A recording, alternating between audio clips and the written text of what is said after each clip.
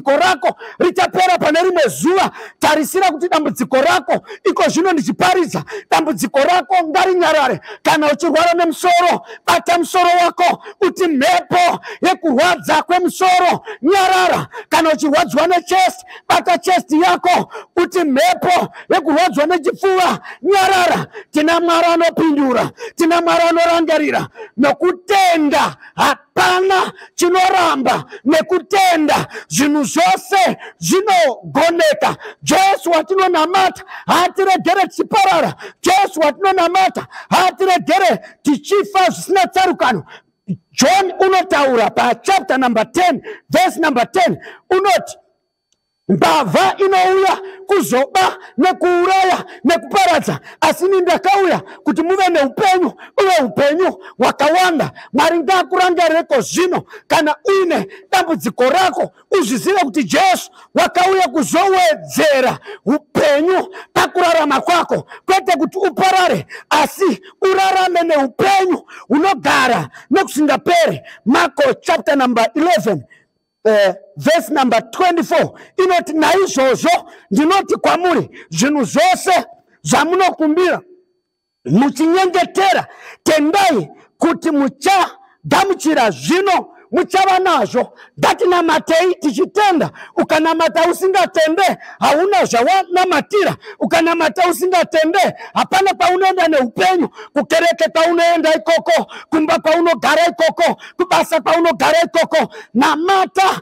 nekutenda. Shoko rinotaura pachena kuti zvino kana mwanakomana womunhu achidzoka achawana kutenda kuri matiri here. Chanetsa mazuva ano, vanhu havachatenda, vanhu vave kutenderera. Kana tatenda ngatiregerei kunyunyuta. Kana tikatenda tisanyunyute. Ndinorangarira rimwe zuva Peter ari mubhoti, kwasimuka futi dzimwe mhepo. Bhaibheri shoko ramanotaura pachena kuti Jesu achibva mugomo kunonyengetera, wakauya achifamba ari pamusoro pemvura. Vanhu vakanetseka vari mugwa, vakati Jesu ndimi here? Vamwe vakafunga kuti chigoritoto, vamwe vakafunga kuti chipoko, vamwe vakafunga kuti chidzangaradzimu, asi Jesu anoti ndini. Peter ndo paanosimudza inzwi anoti kana murimi nditendereiwo ndiuye ikoko. Jesu akati huya.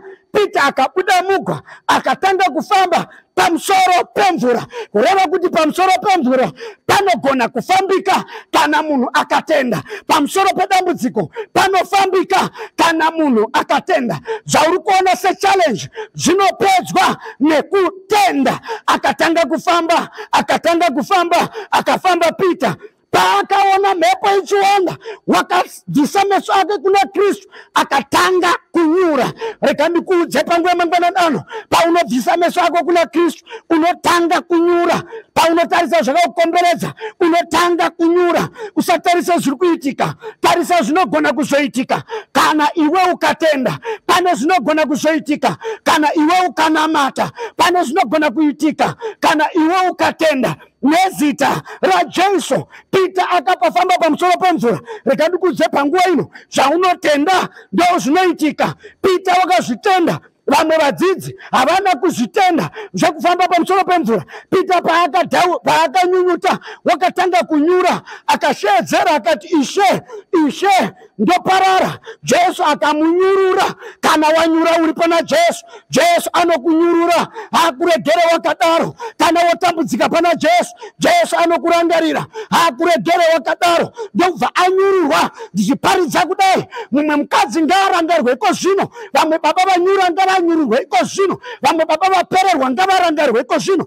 Nezita raJesu Peter ndobva anyururwa, ndobva atanga kufamba naJesu. Chinondinakidza panyaya iyi ndechekuti Jesu wakabva watanga kufamba naPeter achienda kugwa rinana Thomas, rinana Judas. Bhaibheri shoko ramati akasvika akapinda mugwa. Sei? Nokuti Jesu haana kuti vana Thomas chibudai mufambewo pamusoro pemvura, nokuti Jesu haaite zvausingatende, anoita zvaunotenda chete. Panguva ino watenda kuti Mwari unokurangarira, kuti Mwari unokurwira. Nyasha dzaMwari werugare ngadzive nemi pese kwamuri. Simba rake rikutungamirirei pakutenda. Ivai nekutenda, ivai nesimba rekutenda, fambai nekutenda, tifambese nekutenda sababa vedu Abrahama, baba vekutenda. Regai ndisvike pandinonyengetera komborerwai kwese kwamuri wanirwai nyasha. Ndinokutendai Baba panguva ino, ndinonamatira nyasha dzenyu dziwande kwatiri. Kune mumwe nemumwe wanzwa shoko renyu, muitirei zvakanaka, muropafadzei, wanzai nyasha nerugare, tungamirei mhuri dzakasiyana siyana vari kurwara muzvipatara. Dziko rako richapera pane rimwe zuva. Tarisira kuti